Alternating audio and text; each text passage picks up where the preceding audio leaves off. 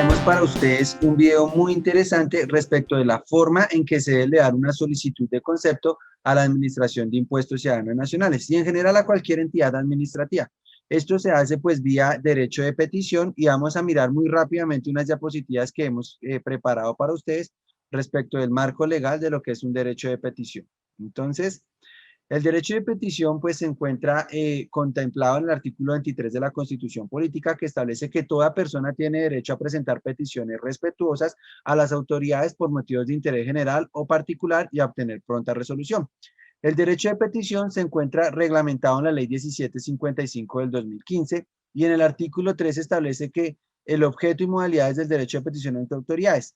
Toda persona tiene derecho a presentar peticiones respetuosas a las autoridades en los términos señalados en este código por motivos de interés general o particular y a obtener pronta resolución completa y de fondo sobre la misma. Entonces, básicamente en este artículo terminan diciendo aquí que tenemos subrayado que mediante el derecho de petición se podrá solicitar aspectos como reconocimiento de un derecho, intervención de una entidad o un funcionario, resolución de una situación jurídica, prestación de un servicio, requerir información, consultar, examinar y requerir copias de documentos, formular consultas, que por eso lo tenemos subrayado, es decir, que a través de un derecho de petición es que yo formulo unas consultas a la entidad que por excelencia pues se encarga de ese tema, poner quejas, denuncias y reclamos o interponer recursos. La misma ley en su artículo 16 establece los requisitos que debe tener un derecho de petición. Entonces dice, mire, debe tener la designación a quien se va a dirigir, nombres y apellidos de quien está radicando pues el derecho de petición, debe tener un objeto, el objeto de la petición, las razones en las que fundamenta su petición, relación de documentos que desee presentar para iniciar el trámite y la firma del peticionario cuando fuere el caso. Entonces, estos son los requisitos que debe tener pues un derecho de petición. La autoridad tiene por la obligación de examinar integralmente la petición y en ningún caso la estimará incompleta por falta de requisitos o documentos que no se encuentren dentro del marco jurídico vigente, que no sean necesarios para resolverla o que se encuentren dentro de sus archivos. En ningún caso va a poder ser rechazada por motivos de fundamentación inadecuada o incompleta. Entonces, viene el tema y es que, bueno, yo radico mi derecho de petición y cuánto tiempo tiene legalmente la entidad, en este caso, pues la DIAN, para resolver mi derecho de petición. Entonces, el artículo 13 dice que el plazo general para cualquier derecho de petición son 15 días siguientes a su recepción, pero el numeral 2 establece que las peticiones mediante las cuales se le da una consulta a las autoridades en relación con las materias a su cargo deberán resolverse dentro de los 30 días siguientes a su recepción. Recordemos que como la norma no establece si son hábiles o no, pues se van a entender como días hábiles. Entonces estamos hablando de 30 días hábiles para que la DIAN me dé respuesta a partir de que yo le radique mi derecho de petición. Cuando excepcionalmente no fuere posible resolver la petición por los términos aquí señalados, pues la entidad tiene la obligación de notificarme dentro de esos 30 días, oiga, no le puedo resolver su petición quizás porque requiere un estudio más profundo, porque estamos sobrecargados de pronto de trabajo, y le deberá decir pues en cuánto término adicional le va a responder a usted la consulta, que no podrá acceder del doble del inicialmente previsto. Es decir que máximo le podrá decir deme otros 30 días para poderle resolver su consulta. De allí no va a poder pasar ese plazo. Claramente, pues el derecho de petición debe ser una petición que no sea irrespetuosa, oscura o reiterativa. Y aquí viene un tema muy interesante que lo vemos mucho en la DIAN sobre todo, que es que cuando se le hace una consulta le dice, oiga, mire, esa consulta que usted ya me hizo, yo la resolví en otro oficio o en otro concepto, le adjunto el concepto para colaborarle pues con la pregunta que me hizo. Eso está en el artículo 19. Respecto de peticiones reiterativas ya resueltas, la autoridad podrá remitirse a las respuestas anteriores. De igual manera, el artículo 21 dice que el funcionario sin competencia, y es que básicamente lo que establece el artículo es que si yo le radico la solicitud de concepto a un funcionario que no es el que por excelencia debe responder, pues ese funcionario está en la obligación de remitirlo a la persona que corresponda. Y no solo en tema de funcionarios, sino también en la autoridad como tal. Quizás muchos nos hemos dado cuenta que a veces en los conceptos se preguntan varias cosas y alguno de los puntos le responde la DIAN, venga, esto que usted me está preguntando, eso es tema de derecho societario, derecho comercial, se lo remito a las supersociedades porque es la entidad por excelencia. O lo que usted me está preguntando es de NIF o contable, entonces se lo remito al Consejo Técnico de la Contaduría Pública, que es el encargado de responder este tipo de preguntas. La autoridad se debe remitir a lo que es competente.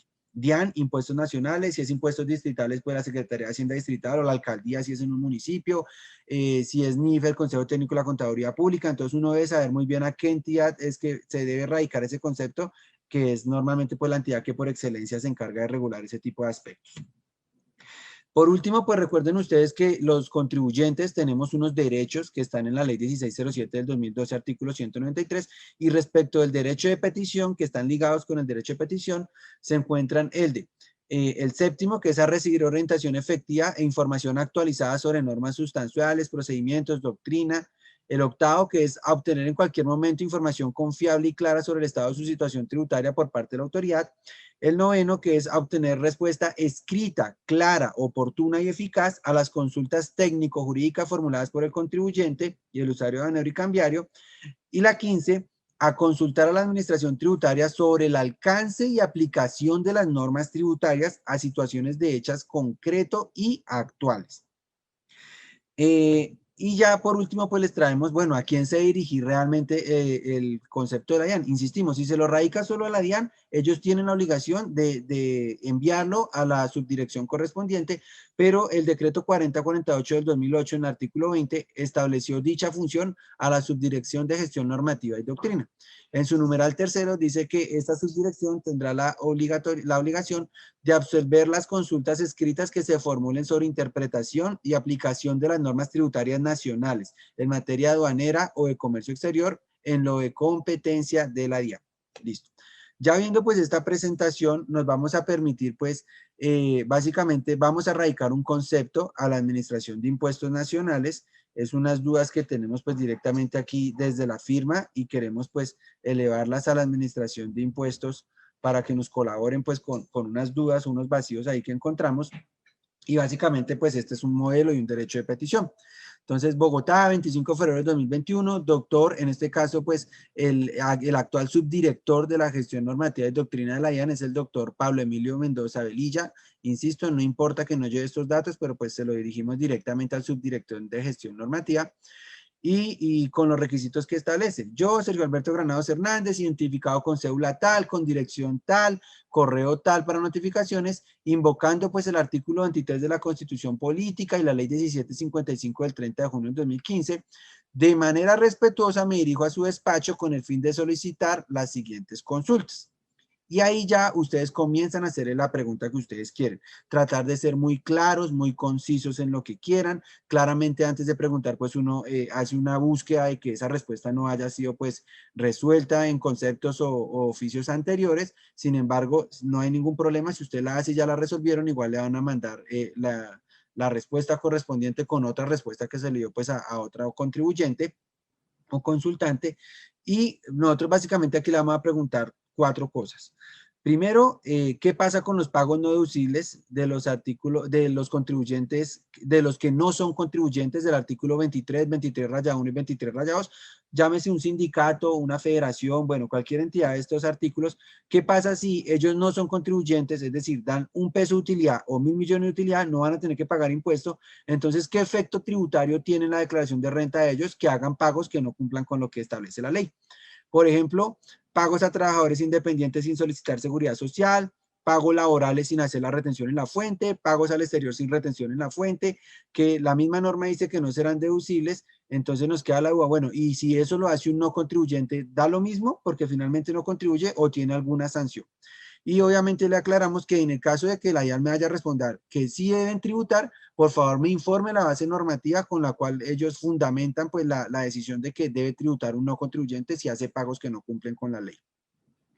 De igual manera le preguntamos en la pregunta 2 sobre el beneficio de auditoría, y es que qué pasa si yo presenté mi renta, por ejemplo, del año 2019, me acogí al beneficio de auditoría porque cumplí con los requisitos, pero posteriormente viene la DIAN y me mueve la renta del año 2018 y ya no cumplo con ese incremento del 30% o 20% que establece el 689 rayados. ¿Qué pasa? ¿Pierdo la firmeza o ya como mi declaración adquirió firmeza, indiferentemente de que me muevan la del año anterior, ya no hay nada que hacer? Entonces, esa es la segunda pregunta. La tercera pregunta es, ¿qué tarifa de retención se debe practicar a los pagos al exterior por conceptos de administración o dirección?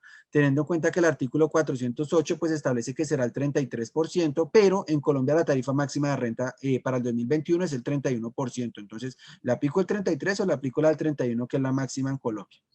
Y le hacemos una cuarta y última pregunta respecto de algunas dudas que siguen habiendo, porque hay conceptos de la DIAN que dicen una cosa, otros conceptos dicen otra cosa, de la periodicidad del IVA. Entonces, supóngase un contribuyente que tiene ingresos por 6.500 millones de pesos, de los cuales 6.000 son excluidos y 500 son grabados. Entonces le preguntamos a la IAM, con base en el artículo 600, que si bien habla de ingresos brutos, respóndame si para efectos de calcular el tope de ingresos en la periodicidad del IVA se deben tener en cuenta la totalidad de los ingresos o solo los ingresos grabados, tal como lo afirmó la IAM mediante concepto 8724-2015. B. ¿Qué se debe entender por inicio de actividades? Se entiende cuando yo constituyo la empresa en Cámara de Comercio, cuando obtengo el primer ingreso grabado con IVA o cuando obtengo cualquier ingreso sin importar si es grabado o no. Y por último, si las declaraciones de IVA presentadas en periodicidad errónea, que es el problema que tienen muchos contribuyentes actualmente, requieren de autodeclarativo que las deje sin efecto legal alguno. ¿Listo? O simplemente, si no existe el autodeclarativo, pues tienen plena validez. Agradezco su colaboración y solicito que la respuesta sea otorgada dentro del término legal y al amparo del derecho constitucional a la dirección de correo tal que tenemos acá pues para la recepción de estos derechos de petición. Entonces, yo ya teniendo mi derecho de petición, radicarlo ante la IAN es muy fácil. Lo más fácil que yo puedo hacer es imprimir esto, ir a la IAN y radicarlo en una ventanilla o en la Secretaría de Hacienda Distrital, pero pues por estas épocas de pandemia todo es virtual. Entonces, para radicar, vamos a ver cómo se radica. Entonces, vamos a entrar aquí a la página de la DIAN. Entramos a la página de la DIAN, como pueden ver acá. Usuario registrado, común y corriente. Aquí pues todos tenemos a nombre propio, colocamos nuestra cédula, la clave para ingresar. Y aquí al lado izquierdo del menú vamos a ver donde dice comentarios y quejas. Vamos a dar clic en comentarios y quejas. Aquí le vamos a dar diligenciar solicitud.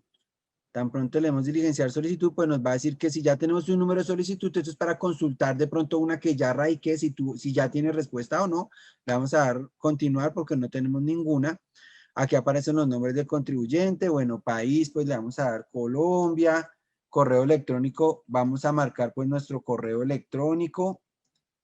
Ciudad Bogotá, en este caso, Bogotá. Correo electrónico de nosotros, dirección, teléfono y le vamos a dar siguiente. Después de eso, nuevamente nos voy a preguntar, bueno, departamento, en este caso, pues es Bogotá, la dirección, lugar de los hechos, entonces ahí nos va a pedir a nosotros que pongamos, pues, a qué seccional debe ir. Insisto, coloque la que usted coloque, igual la DIAN tiene la obligación de remitirla al correspondiente. Aquí lo normal que le ponemos nosotros es la sede central, que es donde se encuentra, pues, la dirección de normativa. Sí, sede nivel central San Agustín, Bogotá, pero puede colocar cualquiera, no importa. Fecha de los hechos, vamos a colocar hoy 25 de febrero y simplemente adjunto solicitud de concepto. Y listo, lo que vamos a hacer es adjuntar ese derecho de petición que ya vimos en un Word, ¿cierto? Lo tenemos acá. Derecho de petición. Lo adjuntamos aquí, derecho de petición 25 de febrero. Total folios, entonces vamos a validar pues cuántos folios tiene nuestro derecho de petición. Son 3 hojas, entonces nos vamos acá. Total folios, 3 hojas y lo adicionamos. El derecho de petición tal ha sido agregó correctamente, para terminar puse el botón cerrar, listo. Entonces cerramos acá y vamos a ver aquí que ya quedó el anexo cargado, el documento anexo, el PDF que vimos con el derecho de petición. Y así vamos a dar aquí en enviar.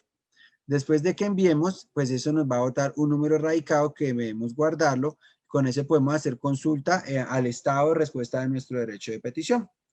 Cerrar y listo. Eso fue todo. Entonces, de esta manera, pues hemos visto cómo se radica una solicitud de concepto, que es cuando nosotros vemos pues, que se le lee un concepto a la DIAN, se hace mediante el mecanismo del derecho de petición, y esperamos que esta información sea muy útil para que ustedes puedan elevar pues todas las consultas y dudas que tengan en la Administración de Impuestos Nacionales, conozcan sus derechos como los plazos que tiene la DIAN para responder. Muchas gracias.